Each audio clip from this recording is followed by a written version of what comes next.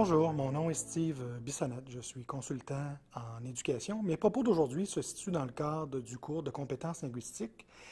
Mon objectif, c'est de démontrer l'inférence en lecture. L'inférence en lecture est une stratégie utile à l'élève pour comprendre, dans un premier temps, ce qu'il a à lire, mais c'est aussi une stratégie utile lorsqu'il y a non seulement un texte à lire, mais aussi des questions à répondre qui vont demander à l'élève pour se faire d'utiliser l'inférence.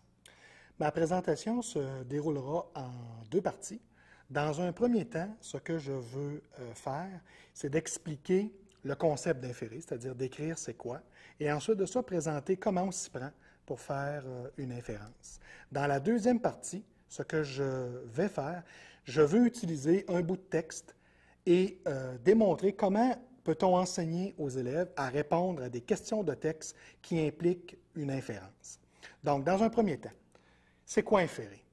Inférer, c'est lire entre les lignes. C'est induire une information. C'est aller au-delà de ce qui est lu. Je donne un exemple concret. Si, par exemple, je lis la phrase suivante, « Paul sort avec son parapluie », et qu'on me pose la question, « Quelle température fait-il dehors? » Eh bien, dans la phrase, je ne retrouve pas explicitement le concept de température ou le concept de temps. Par contre, je peux répondre à une question comme celle-là parce que j'ai dans la phrase « Paul sort avec son parapluie » un indice qui me permet de repérer le temps qu'il fait. Quelqu'un qui sort avec son parapluie dehors, généralement, c'est parce qu'il y a apparence de pluie ou qu'il pleut. Donc, inférer, c'est aller au-delà de, c'est d'utiliser la phrase et ensuite de ça, repérer un indice, fouiller dans sa mémoire et produire la réponse. Donc, si on regarde le comment, première chose à faire à partir du moment où je veux faire une inférence, repérer l'indice de la phrase ou de quelques phrases. Ensuite, aller fouiller dans sa mémoire, c'est-à-dire mettre en lien les indices de la phrase ou du texte avec les connaissances qu'on possède déjà dans sa mémoire et utiliser une question qui me permet de faire le lien entre les indices et ma mémoire. Et la question est, à quoi cela me fait généralement penser? Donc, si je reviens avec l'exemple de Paul sort avec son parapluie, la question qui est posée, c'est quelle température fait-il dehors? Donc, qu'est-ce que je cherche? Je cherche le temps ou la température dans la phrase. Où est mon indice? Mon indice, c'est parapluie. Et quand je pense à parapluie, si je m'en vais fouiller dans ma mémoire en utilisant la question « à quoi ça me fait penser ?» Quelqu'un qui sort avec son parapluie dehors, à quoi ça me fait penser? C'est qu'il y a probablement un temps qui est à la pluie ou bien il y a apparence de pluie. Dans cette partie de la présentation, ce que je vais faire, je vais lire un texte et je vais démontrer comment on fait pour répondre à une question de compréhension de texte qui implique de faire une inférence. Je procède. Je lis le titre « Lucie Renaud a reçu différents messages dans son courrier ». Je lis maintenant le texte. « Madame, voici les résultats que votre enfant a obtenus lors de son dernier cours. Il a fait beaucoup d'efforts et de nets progrès dans les exercices au sol et à la poudre d'équilibre. Je suis satisfait de lui. » La question posée, lis la lettre de Lucie et écris qui en est l'auteur. Donc, si j'essaie de transformer la question en « qu'est-ce que je cherche? Qu'est-ce qu'on me demande de faire dans ce petit bout de texte-là? » On me demande d'identifier l'auteur. C'est qui ça, l'auteur? C'est la personne qui a écrit la lettre à Lucie. Donc, je dois essayer de repérer dans le texte les indices qui me font penser à l'auteur, puisque c'est l'auteur que je cherche. Je reprends. Si je regarde le premier mot, « Madame », Madame, ce mot-là est employé généralement avec quelqu'un qu'on connaît moins ou qu'on ne connaît pas. C'est un ton qui est assez officiel. Donc, la personne qui a écrit le texte connaît probablement peu ou pas Lucie. C'est une hypothèse que je fais. Je continue. Voici les résultats que votre enfant a obtenus lors de son dernier cours. Quels sont les mots dans cette phrase-là ou les indices qui pourraient me permettre de faire des liens avec l'auteur, c'est-à-dire la personne qui a écrit le message? Dans cette phrase-là, le mot résultat me fait penser à examen, à test. Le mot cours me fait penser à école. Eh bien, l'auteur pourrait être quelqu'un du monde scolaire, avec les indices que je viens d'utiliser, parce que le mot résultat et le mot cours me fait penser à l'histoire de l'école. Je continue. Il a fait beaucoup d'efforts et de nets progrès dans les exercices au sol et à la poutre d'équilibre. Dans cette phrase-là, c'est quoi les indices qui pourraient me permettre d'identifier l'auteur? Eh bien, quand on parle d'exercice au sol et poutre d'équilibre, à quoi ça me fait penser? Ça me fait penser à un sport, c'est-à-dire de la gymnastique, ou si je mets le tout en lien avec l'école d'avant, ça me fait penser à un professeur d'éducation physique. Donc, j'aurais tendance à dire à ce stade-ci, avant d'aller lire la dernière phrase, que l'auteur pourrait être quelqu'un du monde scolaire et quelqu'un qui s'occupe soit de l'éducation physique ou bien de la gymnastique. Je lis la dernière phrase, « Je suis satisfait de lui ». Je remarque que « satisfait » n'a pas de « e ». À quoi ça me fait penser? Ça me fait penser qu'il s'agit d'un homme. Donc, si je replace toutes les informations ensemble, on me parle d'école, on me parle d'éducation physique ou de gymnastique, et il s'agit de quelqu'un de masculin. Je réponds à la question demandée. L'auteur de cette lettre est le professeur d'éducation physique ou l'entraîneur de gymnastique.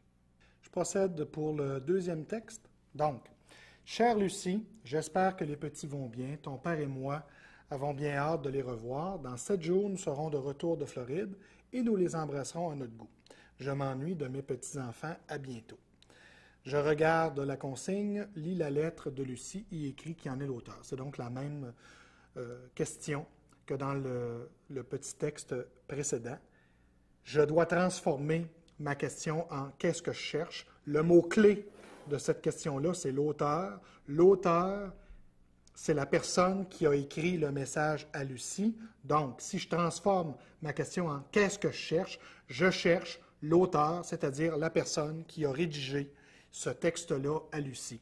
Je me rappelle, pour l'avoir lu, qu'on ne me dit pas explicitement dans le texte « l'auteur de ce message est ». Je dois donc faire une inférence. Pour y arriver, je repère les indices, je fouille dans ma mémoire et je me pose la question à quoi ça me fait généralement penser. Je procède. Chère Lucie, le mot « cher » est utilisé généralement avec quelqu'un que l'on connaît. On n'emploie pas ce terme-là avec quelqu'un qu'on ne connaît pas. Donc, l'hypothèse que je fais à ce stade-ci, c'est que l'auteur, la personne qui a rédigé le message pour Lucie, c'est quelqu'un qui la connaît très bien à cause du mot « cher ». J'espère que les petits vont bien. Dans cette phrase-là, le mot-clé, c'est « petit ». Les petits, ça me fait penser à quoi? Ça me fait penser aux enfants. Donc, l'auteur du message, c'est quelqu'un qui connaît très bien Lucie et c'est quelqu'un qui pourrait connaître ses enfants. C'est une hypothèse que je formule. Je continue mon texte pour vérifier si le tout a de l'allure. Ton père et moi avons bien hâte de les revoir. Ton père et moi, à quoi ça me fait penser, moi? Ça me fait penser à mère. Ton père et ta mère avons bien hâte de les revoir. Donc, et les, ça me fait penser aussi à petit. Donc, ça pourrait être à ce stade-ci la mère de Lucie ou la grand-mère des petits-enfants, mais on va continuer le texte pour vérifier si cette hypothèse-là est valide. Dans 7 jours, nous serons de retour de Floride et nous les embrasserons à notre goût. Dans 7 jours, nous serons de retour de Floride. Qui a l'habitude d'aller en Floride régulièrement? Il s'agit de retraités, généralement. Donc, ça pourrait être effectivement la mère de Lucie ou la grand-mère des petits-enfants. Et quand on dit « nous les embrasserons », effectivement, à ce moment-ci, on se parle, encore une fois, à cause de lait des enfants. Je termine ma phrase pour vérifier mes hypothèses. Je m'ennuie de mes petits-enfants. Ah, là, il est dit ici explicitement que « petit » est associé à la notion d'enfant. À bientôt. Donc, si je mets toutes ces informations-là ensemble, c'est quelqu'un qui connaît Lucie, c'est quelqu'un qui connaît ses enfants, et à cause du mot « moi », j'aurais tendance à penser qu'il s'agit de la mère de Lucie ou la grand-mère des petits-enfants. Donc, qui est l'auteur de ce message? Il s'agit de la mère de Lucie ou de la grand-mère des petits-enfants. En terminant, 2 points importants à préciser. Le premier, la présentation que je viens de faire, c'est l'étape du modelage dans une démarche d'enseignement qui est un enseignement explicite. Suite au modelage en salle de classe, il faut prévoir 2 autres étapes à faire avec les jeunes. La seconde étape, suite au modelage, il s'agit de la pratique dirigée. La pratique dirigée, c'est quoi? C'est de proposer aux élèves en salle de classe de résoudre des tâches semblables à ce que j'ai fait en modelage et d'interagir avec eux pour les aider à comprendre comment fait-on une inférence. Et lorsque la pratique dirigée amène les jeunes à vivre suffisamment de succès, nous leur proposerons la dernière étape d'un enseignement qui est explicite, c'est-à-dire de faire une pratique autonome. À partir du moment où on se retrouve dans cette étape-là, les jeunes doivent faire seuls des inférences à partir de textes qu'ils ont à lire. Dernier point en finissant, je ne peux pas penser qu'avec seulement quelques leçons d'enseignement explicite, que les jeunes deviendront compétents à faire des inférences régulièrement. Il faut prévoir de faire non seulement plusieurs activités où nous allons les entraîner à faire des inférences, mais d'en faire aussi régulièrement. Et avec le temps, le feedback et le succès, les jeunes pourront développer la grande compétence, c'est-à-dire à faire des inférences en lecture.